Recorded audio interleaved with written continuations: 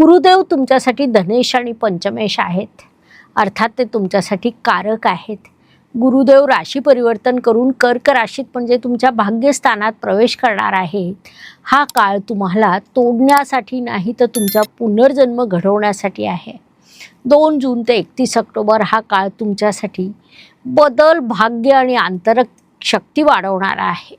गुरुदेव तुमच्या भाग्यस्थानात येणार आहे. महत्त्वाची बाब म्हणजे तिथे ते उच्चीचे होणार आहे.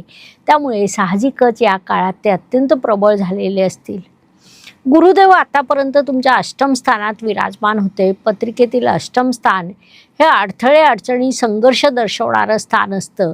त्यामुळे तेथून गुरुदेव तुम्हाला अधिक शुभ फळं देऊ शकत नव्हते. मात्र आता ते भाग्यस्थानात येणार आहे. अर्थात पंचमेश पंचमाच्या पंचमात येणार आहे. भावात भाव नियमानुसार ते या काळात प्रचंड प्रबळ होणार आहे. अत्यंत भाग्यवान असलेल्या निवडक राशींमध्ये वृश्चिक रास म्हणूनच येत आहे.